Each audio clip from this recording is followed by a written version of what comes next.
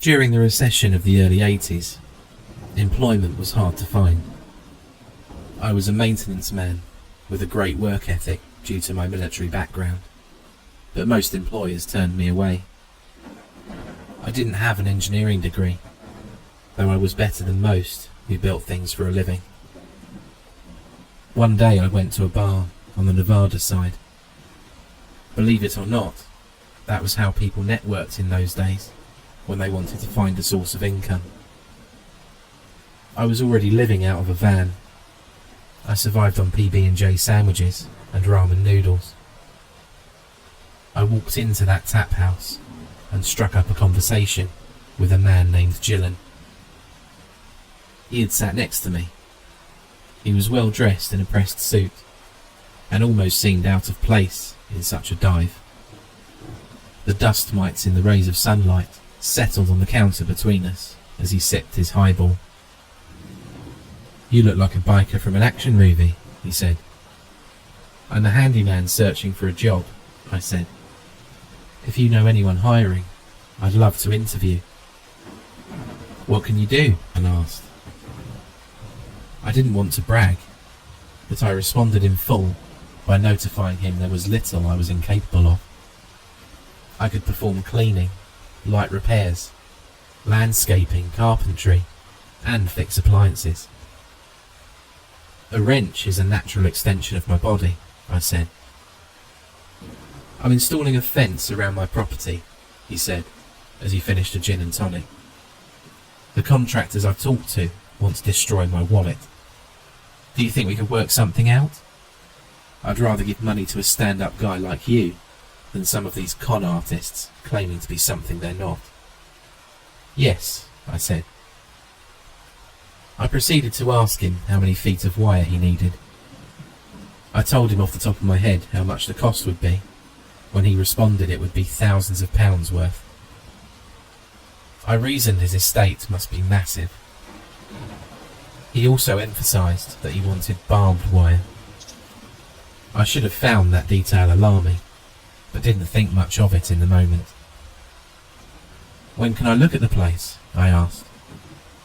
"Tonight," he said, as he shoved the tumbler towards the server. "Hell, right now." We went out to the parking lot. An Audi was awaiting us, the headlights already turned on. A man in a suit sat behind the wheel. I couldn't fathom having a chauffeur. "What do you do for a living?" I said, after we settled in the back seat. I couldn't hide my curiosity anymore. "I'm a biologist," he said. "Not at a stuffy university either. I operate my own lab. We do important research." "How far away is your place?" "Only a few miles." "Something you should know. There's an entire wing of my property under renovation. It would make me happy if your services are available to work on it as well." "How long do you plan on staying here?" "Till I die if you pay me well enough," I said. He laughed at that as we approached the manor. The gates opened. We followed a winding concrete pathway, surrounded by a dewy green grass. Their blades glistened in the moonlight. He walked me up to the top level and patted me on the back. "If you give me your car keys," he said, "I can have my driver go to your vehicle and collect your tools. The construction zone is yours to stay in if you think you can be comfortable there." I had told him earlier that I was new to town. I did not expect him to be so welcoming. I had to keep in mind he was still intoxicated, and I thought I should take his kindness for granted. It wasn't a daily opportunity to stay in such a luxurious place after all. It would be the most torn apart section of it, but I had to take it. "I'd be grateful for that," I said, as I handed him my key. "Please have him bring my backpack as well. There's a sleeping bag and paperback novel in there." He gave it to his employee, and within half an hour, I found a corner to shack up in. He did not know that he had, within 5 hours of meeting me, welcomed a criminal into his house. Granted, I wasn't an evil one. I liked to think of myself as having a better moral compass than the average lawbreaker. I robbed a bank in Paso Robles after my wife got sick. Not only did a few witnesses give the authorities my description, I was behind bars when she passed away. That wasn't for him to know, though. I knew that if I told him, he'd assume I was a malicious and unrepentant thief. Best to keep it quiet. I curled up underneath my blanket. Sawdust surrounded me, and a breeze came over the Sierra Nevada mountains in the distance. The room I was in was a work in progress, since there were no walls, only beams and rows of grimy floorboards. The level looked out at the gardens and the park next to the house. I was grateful to not have to sleep in the cramped space of my Ford. I had one goal. I had to show him I was valuable, and he would let me stay here until the projects were complete. I awoke around midnight, parched from the few beers I had drank at the establishment earlier. I walked near the stairs to head to the kitchen, and a verdant luminescence caught my eye. I looked down at the forested pastures. Two men sat across from each other over some kind of board game. The board, which I presumed to be chess, glowed a neon green between them. One of them turned and peered up at me. The gaunt look he possessed made a shadow appear around his eyes, and I could not make out their colour. I turned around and tried to go back to sleep. The next night, a bout of insomnia overcame me. I had spent the day hanging drywall after hours of fastening bottom and top plates. How tiredness had not gotten to me was a mystery. I tried every trick I knew to get back into a slumber. I tried breathing techniques and meditations from psychology books I found in prison. Nothing seemed to work. I tried to get lost in my paperback, a collection by Richard Matheson, and all it did was captivate me. I looked out to see if those men would be there, continuing their competitive match. I didn't understand the hours they kept, and a part of me wondered if they were casing the area to burglarise it. If my negative suspicions were true, that had to be the strangest front ever put up by a potential home invader. As I scanned the wilderness, what I saw next stunned me.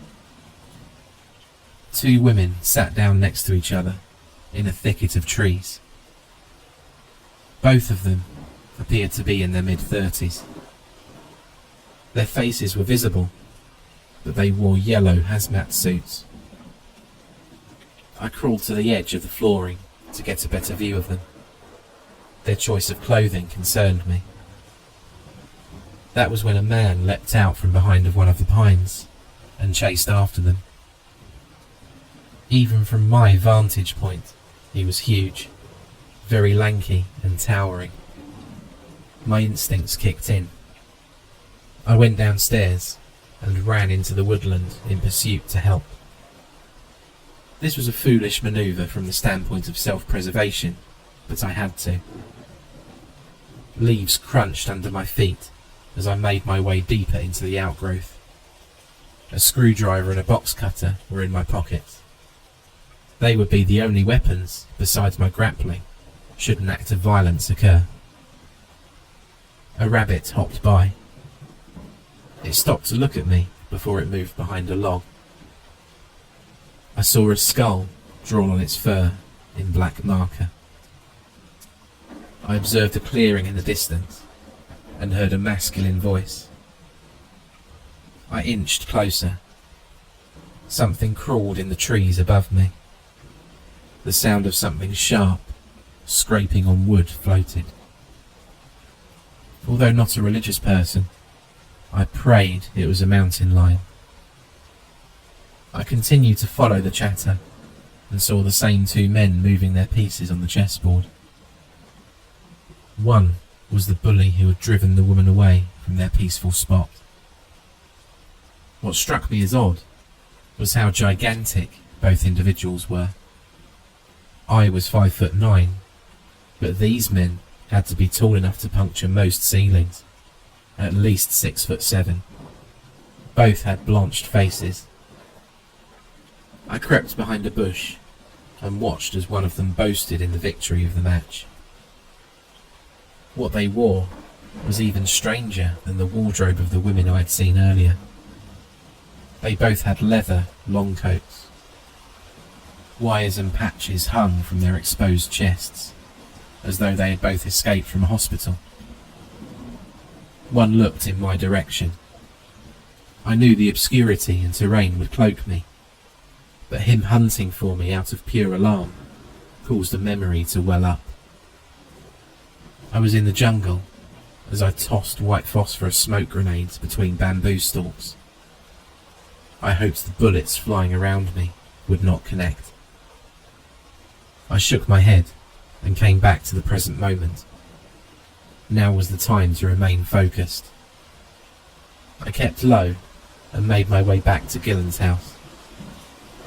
I was unsure of what had happened to the females, but relieved to have returned to my new home. The moonlight seemed brighter when I went to rest. The light of it washed over me. I was unable to do anything but stare out at the tree line in anticipation of what else it could bring. "There's a third room I want you to work on," Gillen said as he cut into syrup-drenched French toast. We sat at his kitchen table made of marble. Maple wood cabinets surrounded us and had stainless steel handles. I had never been in such a high-end dining area. I kept expecting his wife or kids to come down and commiserate, if he had any. I had started to form the conclusion that he was without family, but I didn't want to pry. "Sure," I said. "My basement needs to be a little bit livelier. Make it modern, newer." "Like a bachelor pad?" I asked. He stared at me as his forehead crinkled. He savoured the last bite of breakfast before he put his silverware down and finished a glass of milk.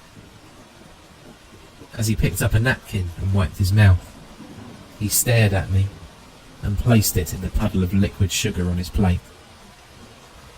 "No," he said with a shake of his head. "I need it to be pleasing. Imagine if you were remodelling a room you had to stay in no matter what. A place you could not escape from unless you were willing to die. I will show it to you soon enough." I paused and nodded.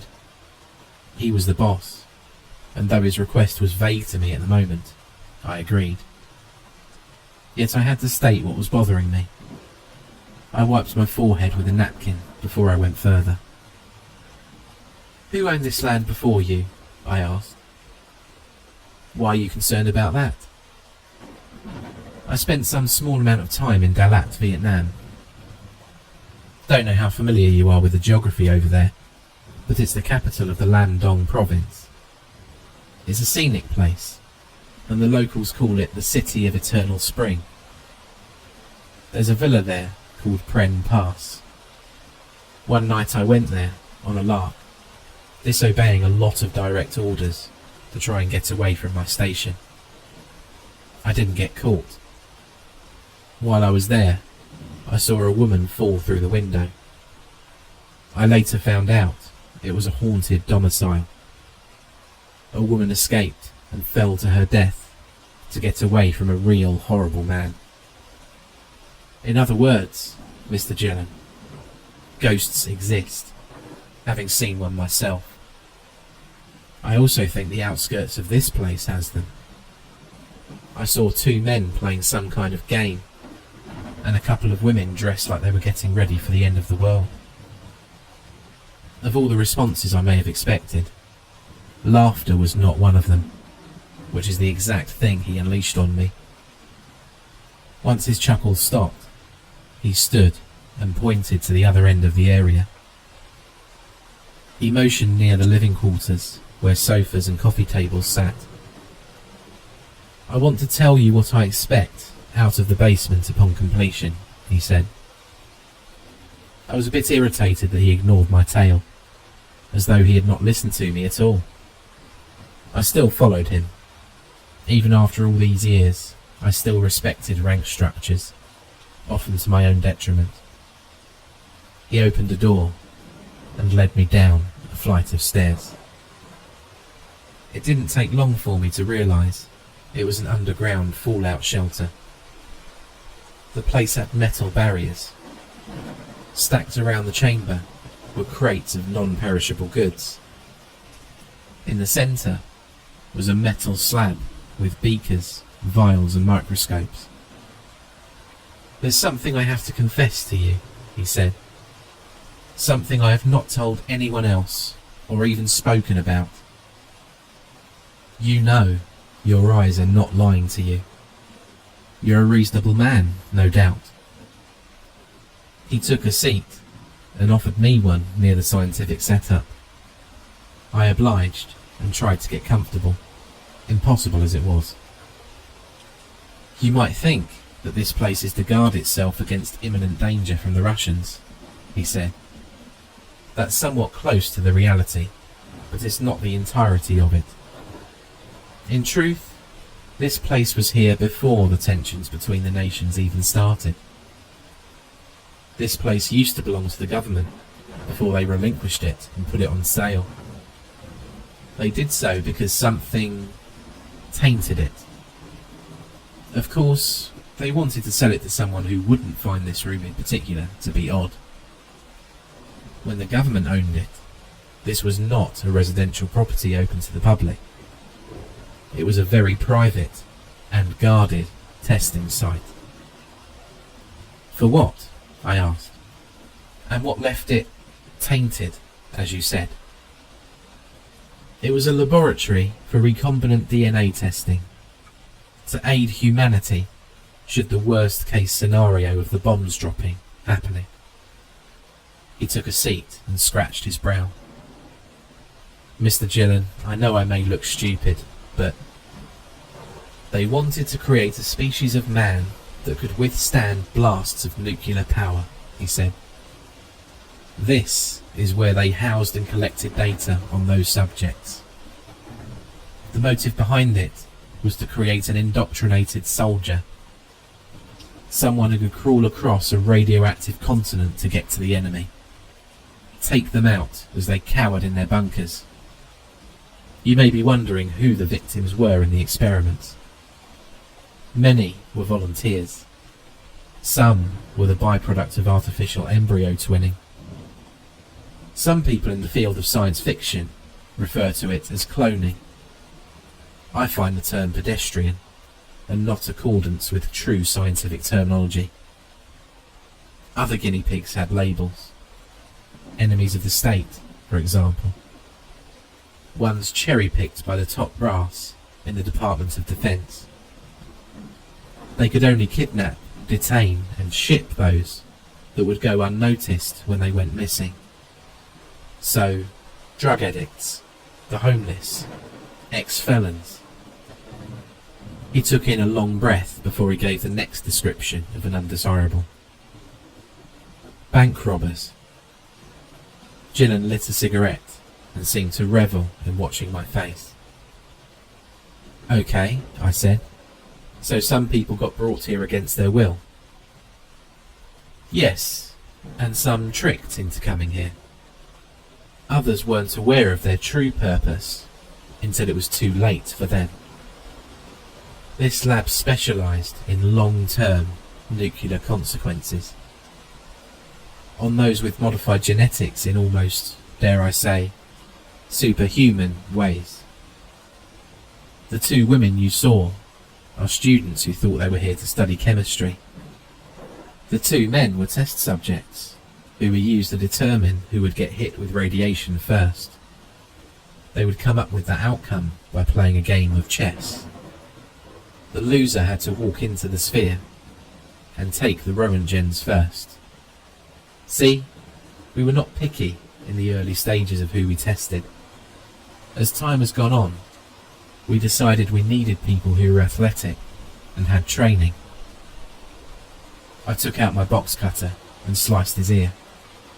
Blood spurted out as he backed away, up and out of his seat, and fell. I ran out of the house. His driver tried to stop me at the front gate, and I punched him in the abdomen hard enough to where he doubled over. I scaled the barbed wire fence and ran for miles. It occurred to me that no one was going to believe my story. I collected my vehicle, which was still at the bar, and drove out of town. For the next several weeks, I was worried he would go to the authorities and give them my description. That didn't happen. I guessed he didn't want investigators near his premises searching for evidence. They'd find incriminating writings, notebooks and research materials. As the decades have gone by, I ponder that dreadful day.